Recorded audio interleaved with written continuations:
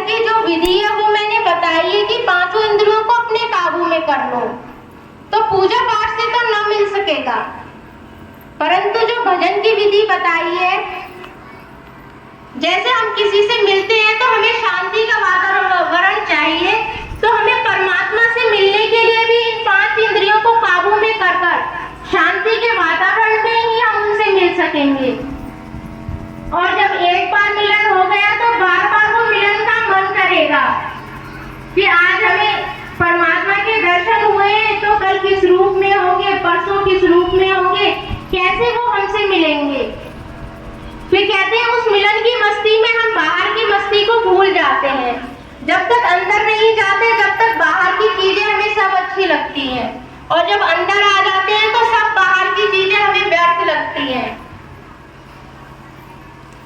तो परमात्मा को पाने के लिए हमें अंदर अपने अंदर प्रवेश करना होगा, हमें अपने अंदर में जाना होगा और परमात्मा को देखना होगा। हम सब कहते हैं, कोई भी है कि आज मुहूर्त क्या है, सत्संग का मुहूर्त क्या है, हर महीने का लास्ट इतवार या किसी शादी का मुहूर्त क्या है, किसी पंडित से दिखाते हैं कि आज ये शादी का मुहूर्त सही है, कोई गृह प्रवेश का मुहूर्त सही है, ये इस दिन ये वार और वो वार। हम सब लोग मुहूर्त पे बहुत ध्यान देते हैं कि ये मुहूर्त हमारे लिए सही रहेगा, मगर परमात्मा कहते हैं इस सत्संग का कोई मुहूर्त नहीं है।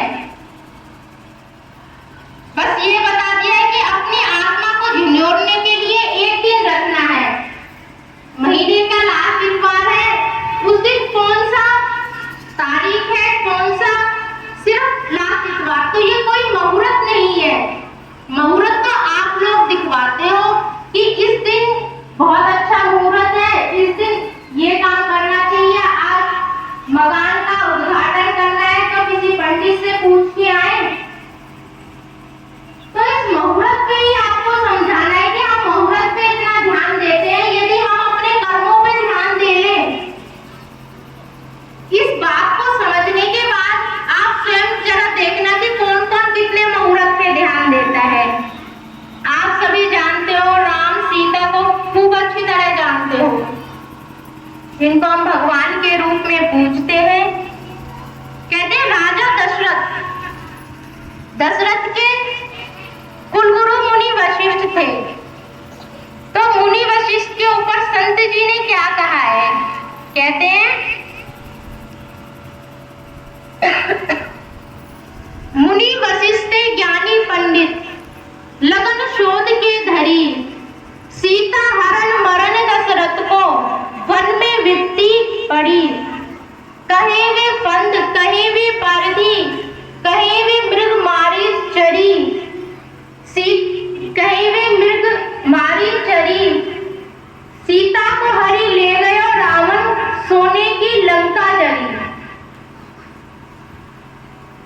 संत जी की ये पंक्तियां हैं, इनको ध्यान से सुनो कि मुनि वशिष्ठ से ज्ञानी पंडित, हम जिन भी पंडितों से हम अपने मुहूर्त निकलवाते हैं वो साधारण पंडित है जो कि हमें मुहूर्त देख के बता देते हैं, परंतु मुनि वशिष्ठ से ज्ञानी पंडित, उनके जैसा ज्ञानी पंडित कोई नहीं था, जिन्होंने श्री रामचंद्र जी की सीता जी की लगन शोध के धरी, मतलब उन्होंने उनके लिए इतना अच्छा लगन मुहूर्त निकलवाया।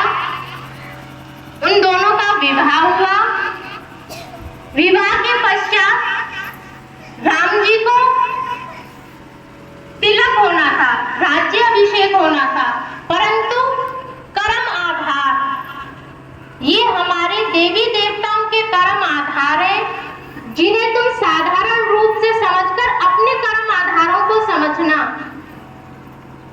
कि मुनि वशिष्ठ से ज्ञानी पंडित जी ने उनकी लगन शोध के धरी थी, अच्छी तरह से लिखी थी कि ये मुहूर्त पर होगी, और उनका राज्य तिलक भी होना था, परंतु क्या हुआ, उनको 14 वर्ष के लिए वनवास में जाना पड़ा।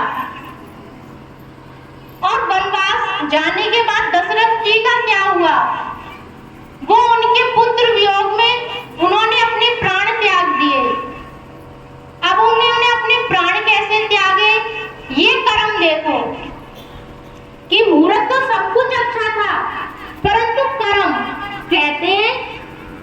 देवी देवता हो, हम साधारण मनुष्य हो।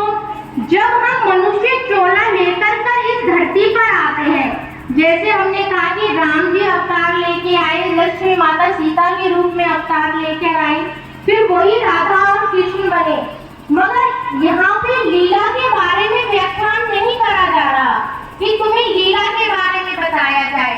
नहीं, यहाँ लीला के बारे में नहीं बताया जा रहा। बच्चों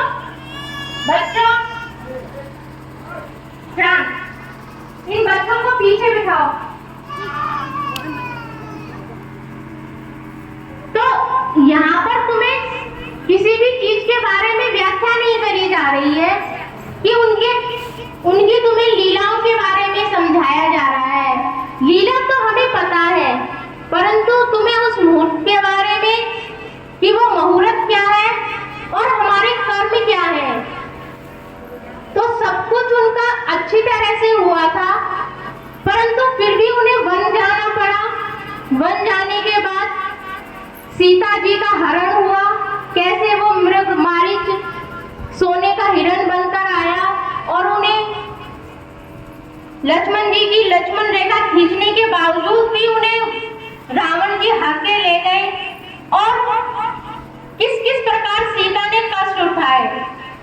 इधर दशरथ जी पुत्र वियोग में मर गए।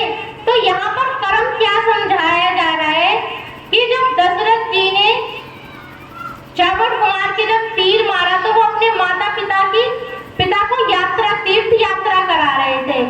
तो ये श्राप किसने दिया? ये श्राप दिया स्वयं के माता पिता ने कि जिस तरह से हम पितृ वियोग में मर रहे हैं, अपने प्राण त्याग रहे हैं, ऐसे ही तू भी अपने प्राण पुत्र वियोग में त्यागेगा। तो ये देखो कर्म की सुई कैसे अटकी। वो कर्म दशरथ जी को भोगना था, परंतु वो कैसे भोगते?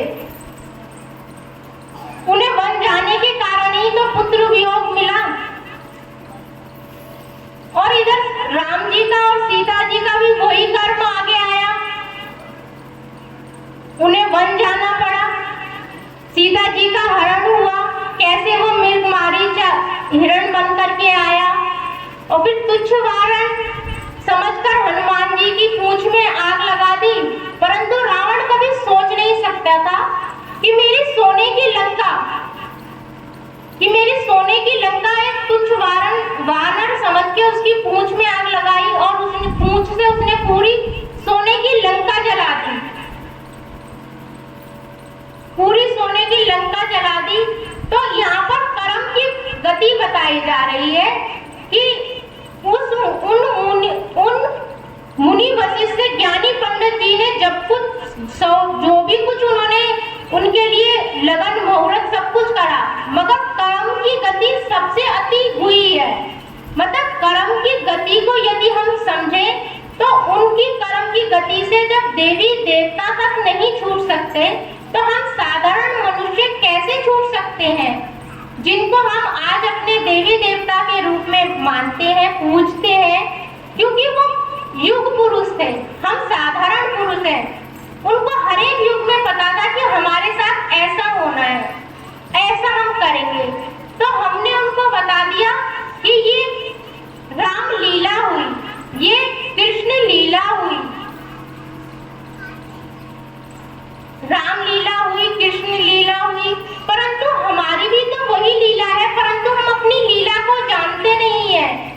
किसी का नाम राम, किसी का नाम श्याम है, किसी का घनश्याम, किसी का यशोदा, तो सबकी ही लीलाएं हैं, परंतु हम अपनी लीलाओं को जानते नहीं है, क्योंकि ना तो हमें अपना पिछला याद है, ना ही आने वाला कल याद है, और ना ही अपना पिछला जो बीत गया है वो याद है।